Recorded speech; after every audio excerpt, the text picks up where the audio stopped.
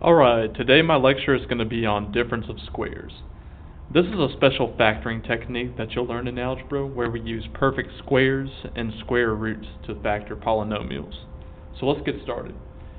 Some examples of perfect squares include x squared, or y squared, or z squared, and even higher powers like x to the 4, x to the 6, x to the 8, and really any x to the n where n is even.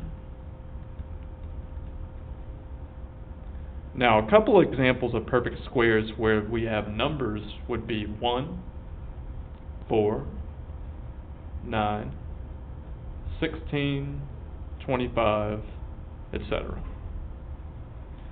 We can take square roots of these to get numbers where we have to multiply them by themselves to get back to the perfect square.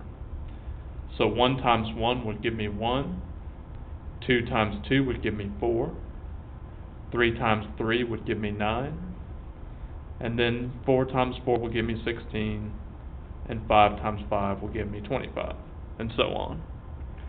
So we have the perfect squares up top, and down on this row we have the square roots.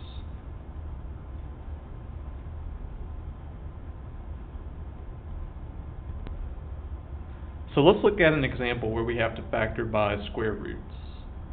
Let's take a look at this one. X squared minus 9. What I want to do is I want to find the square roots of the perfect squares that we have. So what's the square root of 9? That would be 3. Now I have to find the square root of x squared. That would just be x. So now I know what my two parts are going to be. My first part is x, and my second part is 3. Now what I'm going to do is I'm going to use a plus and a minus. And I'm always going to be using a plus and a minus between these. So I usually put a plus in the first factor, and in the second factor I use a minus. But I'm still using the same parts. Notice I'm still using the x and the 3. Because those are the square roots of x squared and 9. Let's look at another example like that.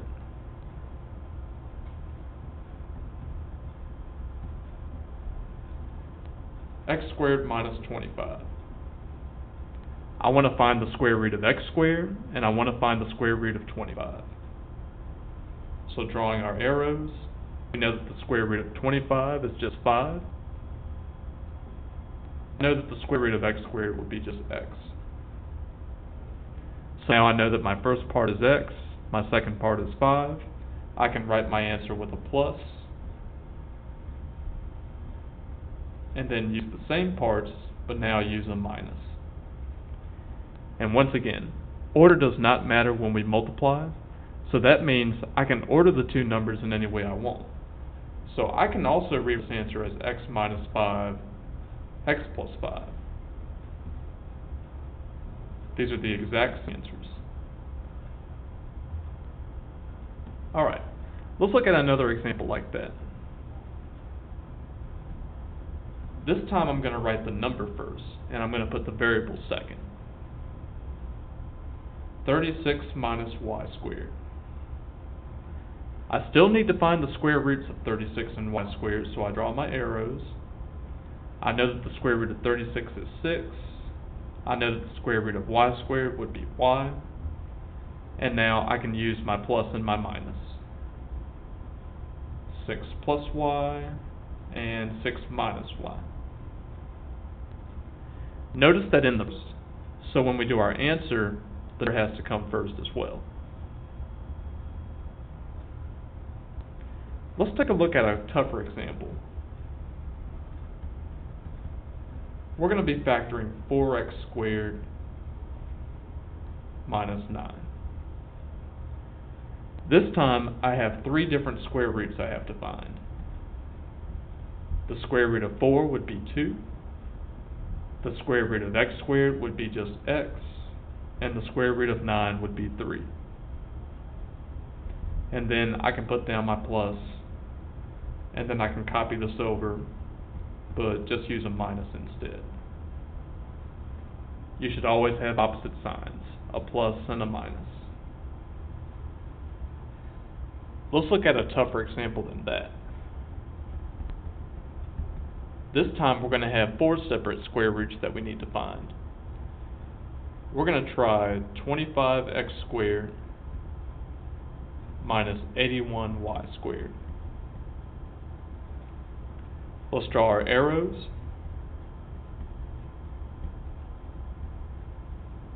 The square root of 25 is 5.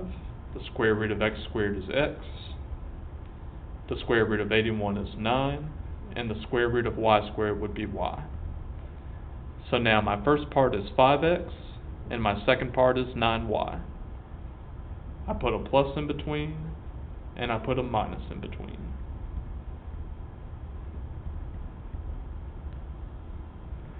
Let's look at one more example. This is going to be a special case where we cannot factor.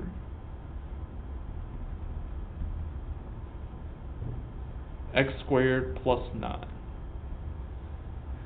Now, for this example, we have an x squared and we have a 9, but we have a plus in between. So I know that this is sum of squares. Sum of squares. The plus tells me that it's going to sum, and because it's sum of squares, I know I can't factor it. So when I can't factor something, I write down the word prime. This is a prime polynomial that can't be factored with integers.